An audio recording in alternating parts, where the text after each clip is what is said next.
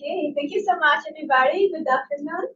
I hope you're doing well this week. And as Luna told, I will present today. I will share with you my experience in my profession last summer, called Experiences in the Rwanda Dairy Farm and Settlement Advice 2. So let's start. Let's click on the screen and then yeah. Okay, perfect. Okay, so for today, I will start with a small introduction about the project background and a few information about the country context. Then we will move forward to the objectives, the methodology, and some few results.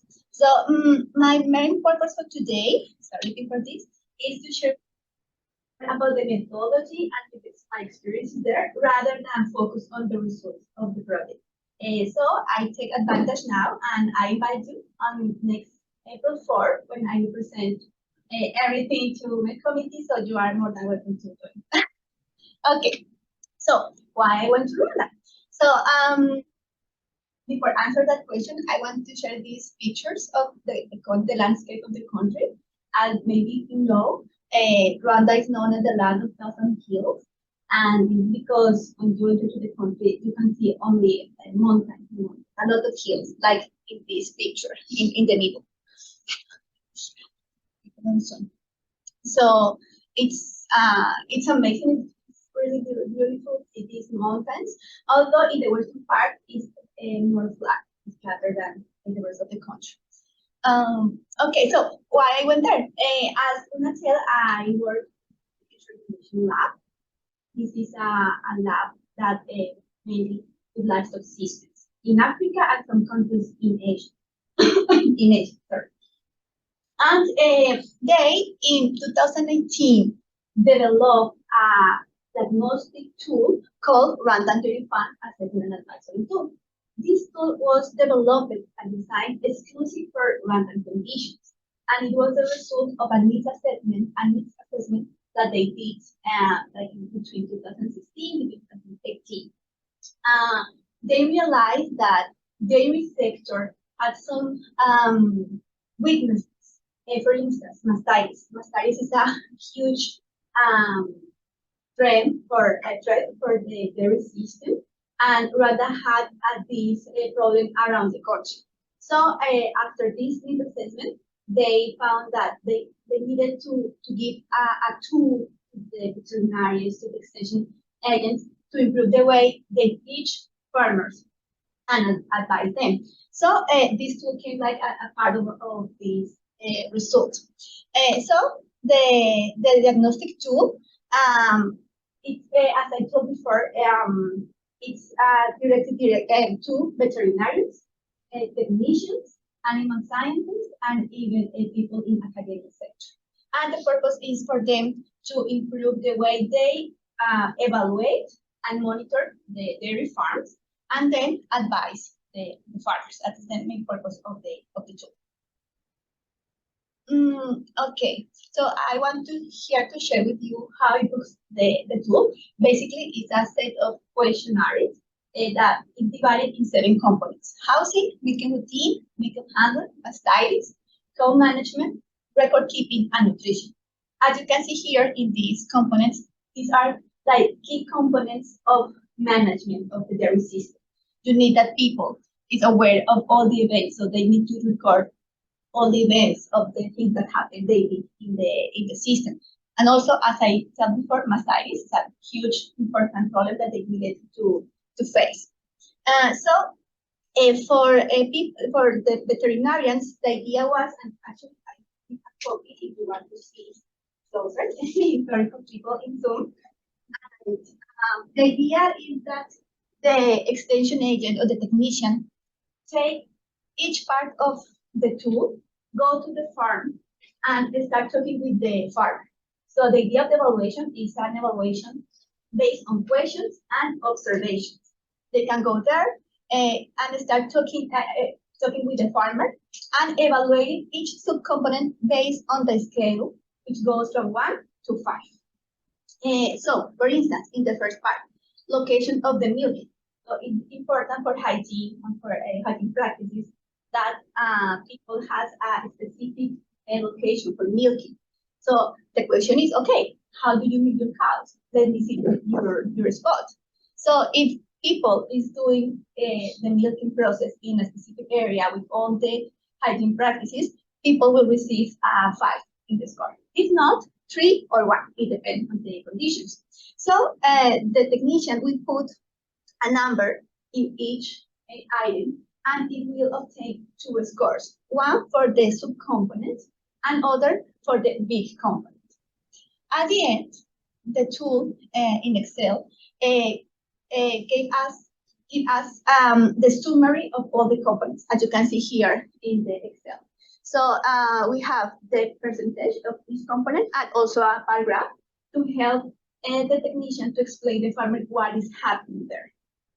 And also we obtain a small graph, a summary of each component separately. So as I said before, the farmer can have like a visual aid to understand what is happening with their farm.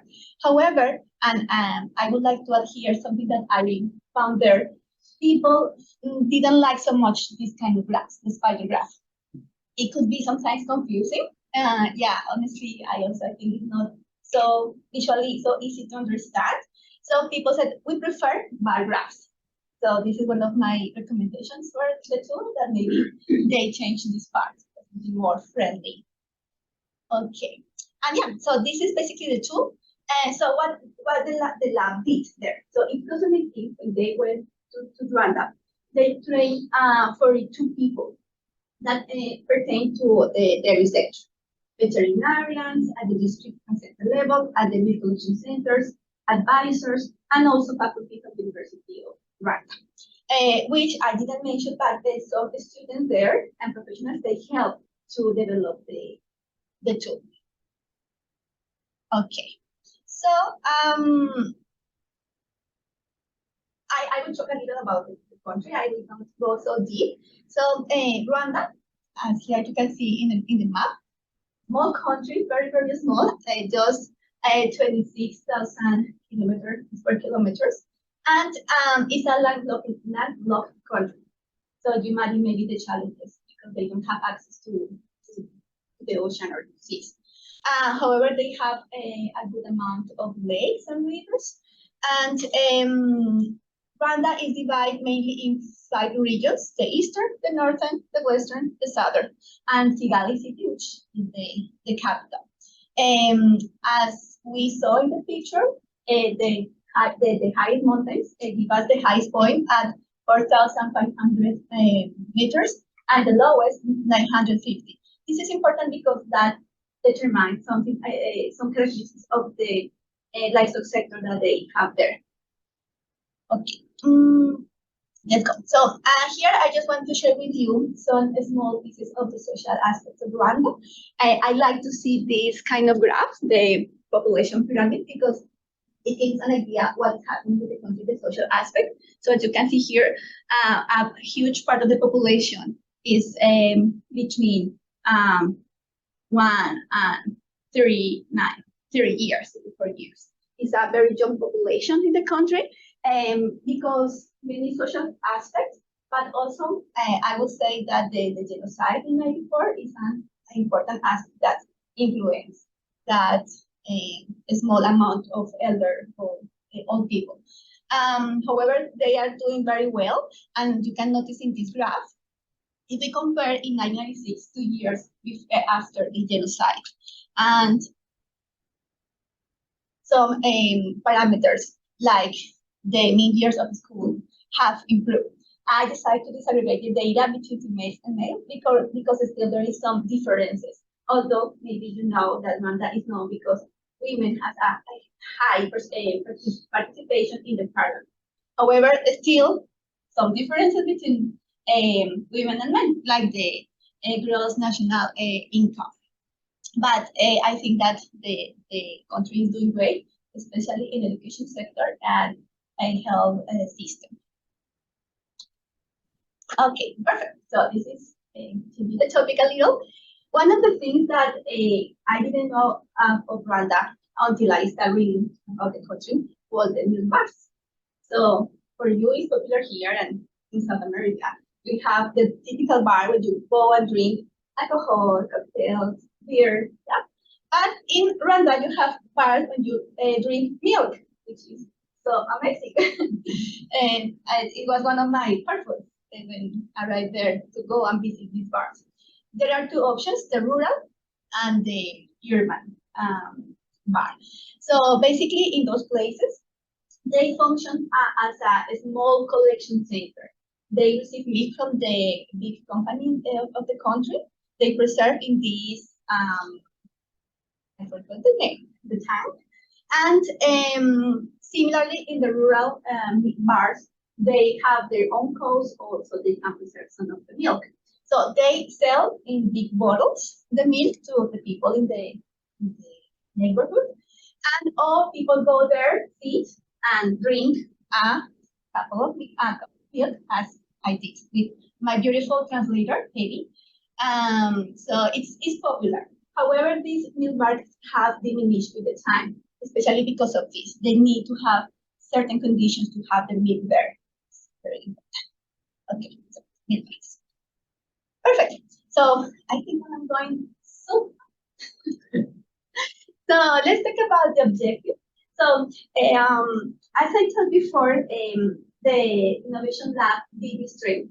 This training had two components. The first was the theory, and they learned about the tool, but also they learned about some key aspects of the system.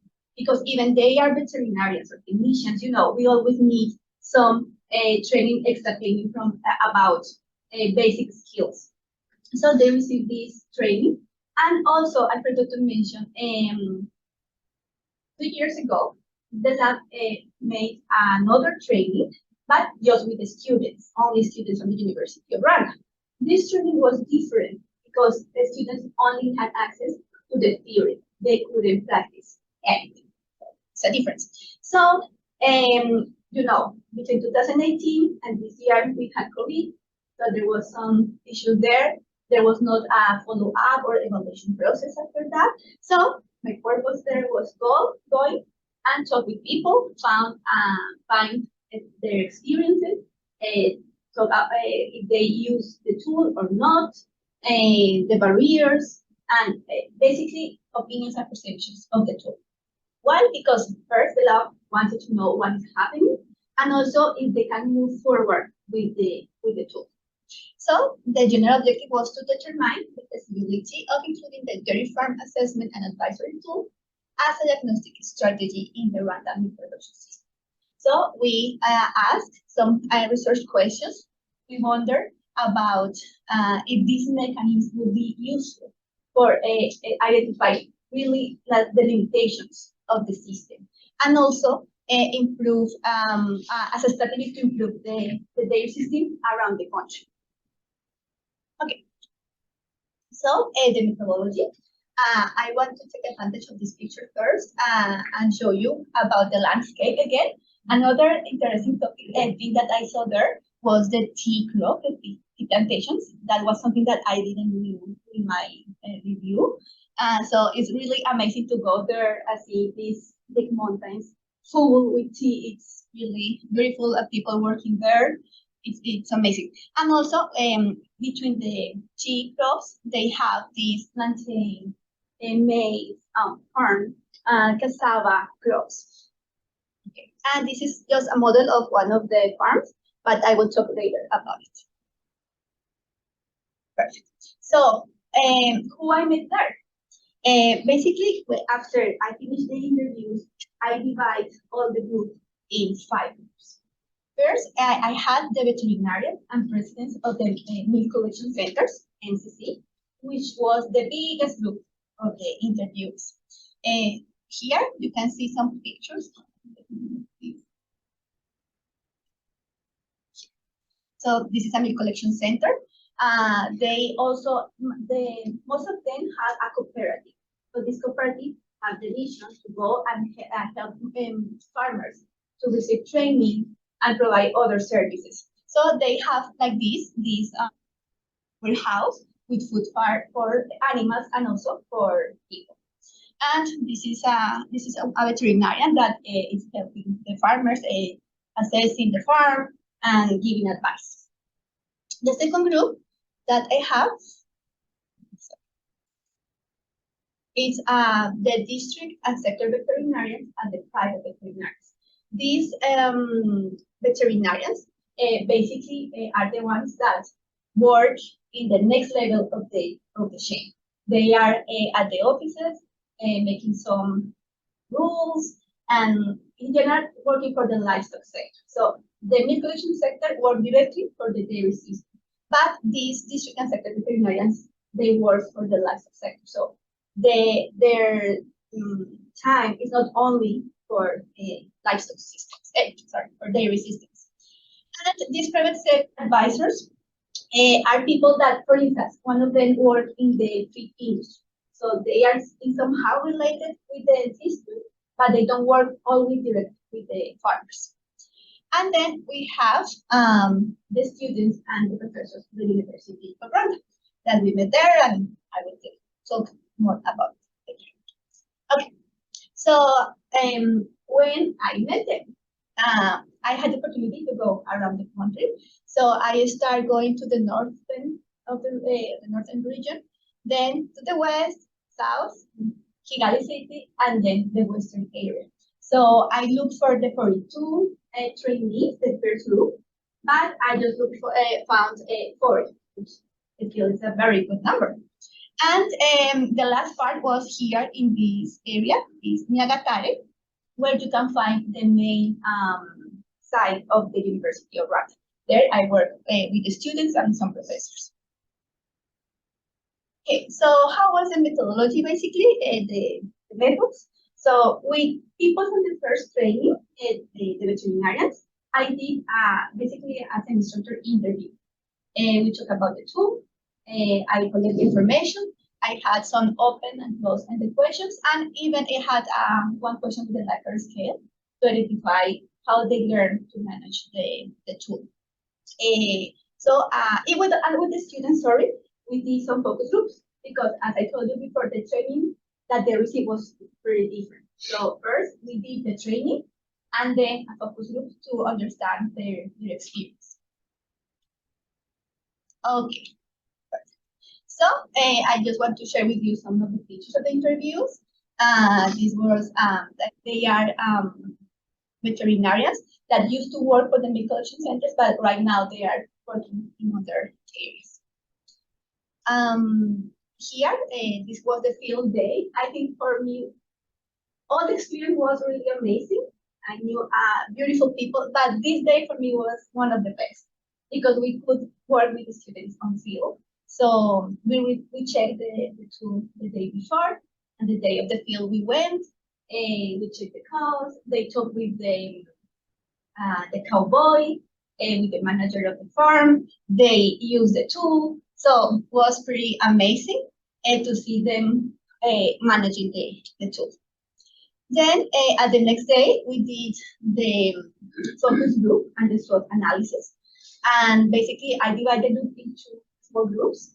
I had 14 students of 7 one group, other 7 in another group. And in that those sessions, we shared their opinions. Most of them, because they didn't have the training session the first time, they didn't find the tool like useful. Like, oh yeah, thank you so much. And it makes sense because you see the information, you understand what is the purpose, how it works. So after the session, they said, okay, now we understand the tool, we like the tool, and we find that it could be very useful or improve the way in the future they could advise farmers. So it was pretty amazing. And okay. Sorry. Okay. So now the results. I have just few results for you. First I wanted to share again about the participants to disaggregate better the data. So at the women, I had very few women, just 8 women from the 54 participants that they have. And if you remember, I told you that Rwanda is known because it has a huge participation of women in parliament area. But it doesn't mean that it's the same in all the areas of the country. I'm not saying that women, I don't have all the elements for saying that women are in disadvantage, but it's clear that in this part of the sector, the dairy sector, they don't have that participation. And actually, I could see something on the farms. Usually, men came to talk with me, and women go inside. Although they are usually they help with the milking or with the cleaning the tasks, but most of the time men were the ones that came to me. And as I told before, I had 54 participants. So this the bigger group, as I told you, the milk collection centers, and it makes sense because they are the ones that are closer to the farm. Also, this picture. Oh my God, this one. In the morning, you can see people in the roads bringing the milk to the milk collection centers on bike. I was very amazed and surprised looking at these men because the strength that you need to go high in the hills with these big cans full of milk. So most of the time they are walking and moving the bike. Then they can go when the can is empty. So this was a very typical view in the morning. Okay, so here more pictures about the milk collection centers, and I want to emphasize these pictures or the milk collection centers because at the end these are the hubs of the dairy sector. People can come here to receive information, to gather with other farmers, to talk about the problems, receive information. So these milk collection centers, for me, are the hub that could help that the tool has a bigger impact. They have all the elements for training people. Also, most of the veterinarians like to teach. They express differently, separately, sorry, that they like to go to the farms and train, but usually going to the farms is not easy because the transportation is expensive or it's long. They don't have maybe the car or the motor is not available. So it's not always easy. So, but they can receive people there. And one of my visits, I found these two. They were in a cooperative meeting discussing things about the farm. Okay. Okay. Now I want to share. Maybe for you here in the United States or even in South America, when we go to farms, usually the farm, if we have animals in confined places, these confined places are very fun. You can control a lot of environments. In Colombia, usually people that have animals in confined places because they have money. It's people with a lot of resources because you need to provide all the things that animals need there. However, in Rwanda, this was one of my questions before going there. Why people have the animals in these small places? Of course, you understand that when you go there. So the small size of the country make that people own small. Yeah. If you remember, the country is very, very small. So the farms really are, they don't have a lot of space. So the option is to build these kind of cow sheds that usually are like in the center of the houses. So the house surround the cow shed. And also the crops that they manage. So they if they want to have the cow, they need to build these sheds. However, if you remember, I pointed out in the western region, Musante. This is a region that is different. I will show you some pictures later. Because this is the only region where they can have the animals outside. They are in grazing distance. But most of the country, you will find this kind of infrastructure. Most of them with wood, and the floor is raw material. I'm sorry, I don't know the word in English. Okay, so here are more examples. They should design a space, especially for the cow, and a space for the mom. And also, the good cow shed should have a space for the milking process. So differently, so they can improve the hygiene practices. Also, they should provide water that they receive. So feed from industry could be expensive, so they go and harvest grass, as you can imagine, but also the crops residues are very important for them to feed the animals. However, in the summer season, it's hard for them to find this food. So it's usual that they face less production in summertime. And imagine, this implies an extra burden in the daily activity because all days they should go and find the grass for the animals. And a lot of them, they just own one cow, so they go to the roads, and these grasses that grows near to the roads are like the main source of feed for them. Okay, so here, this is the picture that I was telling you for comparison. So this is in Musanze area at the north part in the western region. And so this is like in South America, I know some parts of Peru. We have these highlands full of grasslands, and cows are free usually. And so this is the only part that I told you. However, in the eastern part of the country, also they have an area where cows can do grazing. But the amount of grass is not like this. They have less grass because this is it's a drier area. And these are more examples of the cow sheds.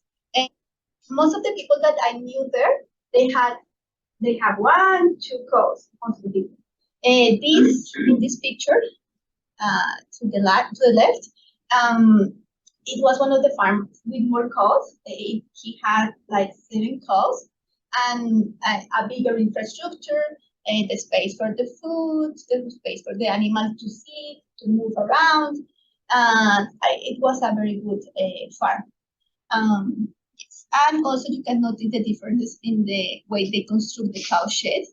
Some more darker than the others. Even, I don't have here the picture, but in some places I found like, imagine a room with walls, and they open like a window for the cow to take the head inside, but completely covered. So here, one of my thoughts was that they are improving some aspects of the production, but we need to move forward to the production area and talk about the welfare. So how it helps farmers to still produce good milk, but improving the welfare conditions that we know that animals need. But it also is understandable from the social point of view. They have some money restrictions, some financial restrictions that impeded that they improve the cow shed. Sorry, more pictures. This is one of the veterinarians that helped me with information, with the interview. Look here, the grass that animals receive. And also, if you can notice behind the cow shed, more rope systems. This again is the difference, animals that are grazing and what's up. Okay, and not all people was in farms. Some people, because they stopped working at the production centers, they opened their own pharmacies. So I had the opportunity to go to the places, talk with them. And even this, for instance, this veterinary, they received the training when during the time he was a veterinary in the production center, he used the tool. But after that, he stopped using because people should pay for the service. Of course, when you work for the collection center, you have your salary. You are working for the government. But when you are private, you depend more on the people's resources. So it's more difficult for farmers pay for the service. So this is some kind of disadvantage for private veterinaries, that they depend on people more than the entities. So he said, I remember that I would like to teach more farmers, to train more farmers, but they don't always have the money for paying. So he prefers sometimes work at the pharmacy. Also, I had the opportunity to go to other places to find these interviews, and they are expanding the family, for instance, so it was amazing. Okay. Yeah, this is true. Thank you. Perfect. Okay. Perfect. So results. I think that I'm missing here. Okay. Perfect. So one of the questions that I did during the interview was about the topics that they remember of the training. Why this is important? Because as I said before, the tool, the purpose of the tool is to help them to improve the way they monitor, evaluate, and advise the farmers. However, the tool also is kind of a source of knowledge. That was not the original intent, of course, but at the end, when the professional had the tool, he or she should manage the information, the technical aspects for evaluate the farmer. So we wanted to know what was those aspects that through the training they improved. So as you can see in this table, the most topic that was mentioned was the feeding practices and water. And here it took my attention because usually water is important. You should have always access to water. We can go and drink water, but animals always cannot, especially in these conditions when they are in confinement. So one of the improvements that they did was the access to water. In the training, they learned that cows should have access 24 hours.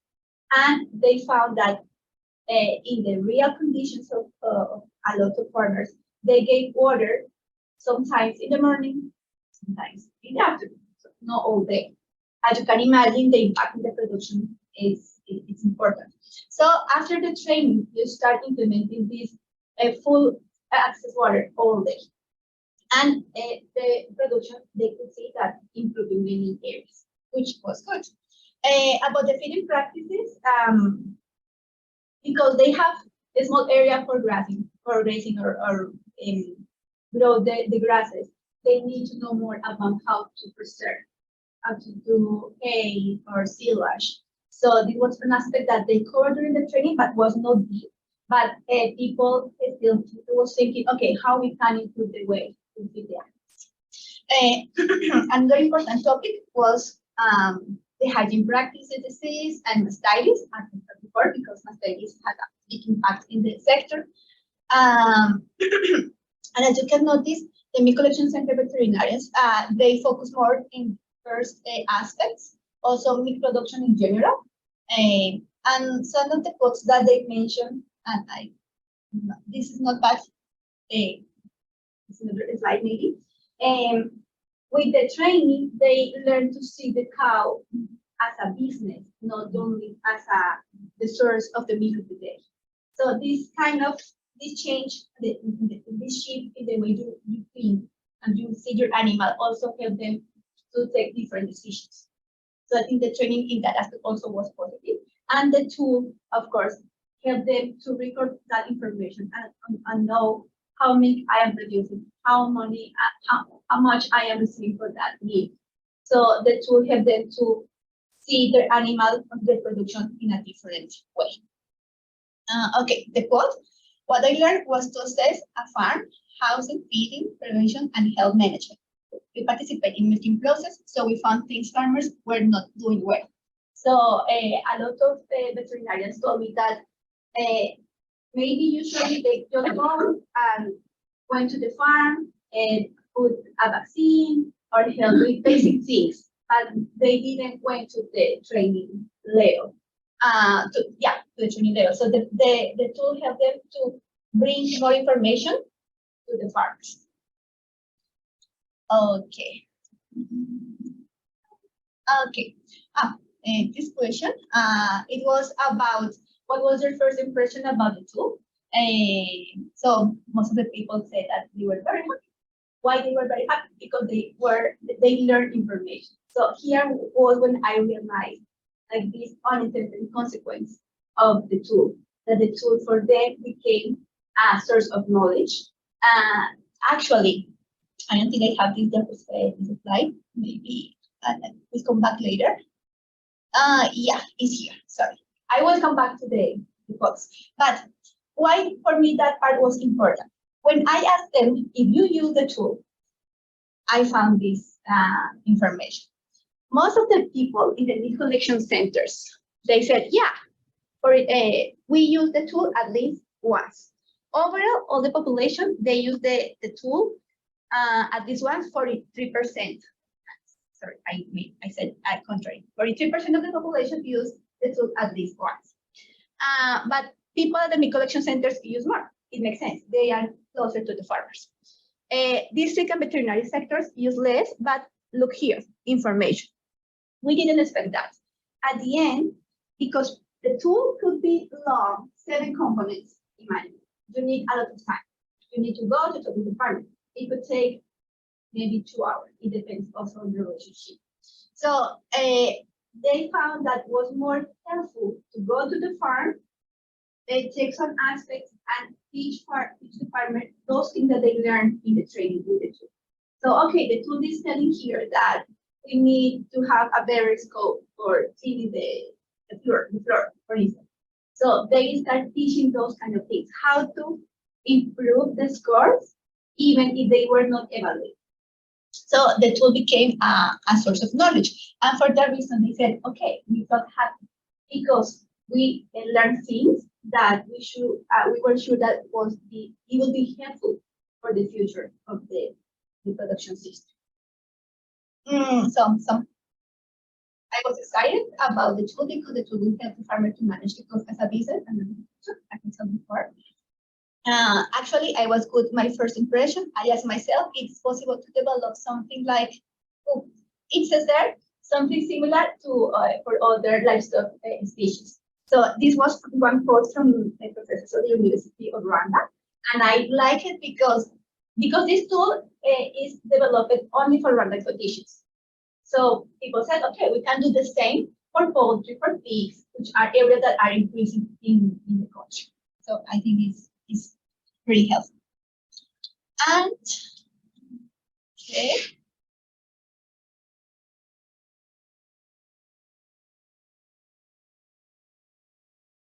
I don't know. Maybe use this one. Okay. Oops. I just got frozen. Wow.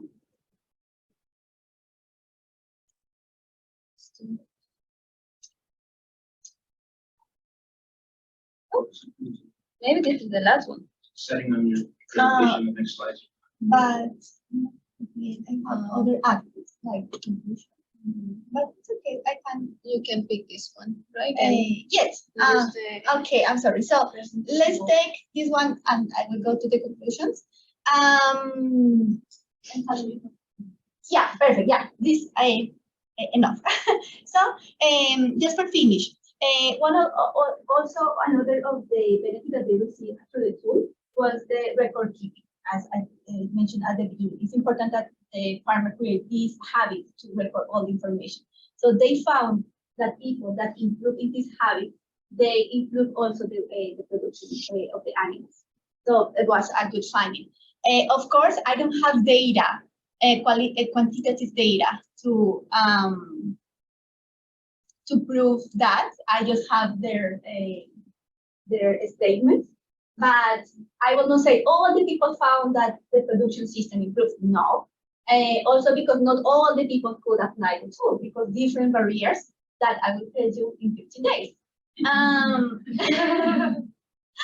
But the people who apply the tool, or at least the information, that for me is the most important part, they take the decision to go train more people. Actually, they said our relationship with farmers improved because we had extra things to share. So it was good in that sense. So yeah, so the positive, so as a conclusion, based on the results that I have, this tool, because a tool, it helps to improve the production system in the country. It could be used as a assessment mechanism.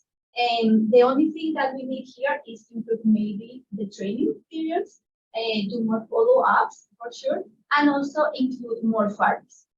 One of the barriers that they mentioned was that because farmers don't know about the tool, sometimes they were hesitant to receive the veterinarian and give information. That is the hardest part. Give the information for the veterinarian to fill the tool. That was other barrier that why they decide not use the tool, but just information, because that information sharing was difficult. So they said if farmers understand what is the purpose, they will be more willing to share.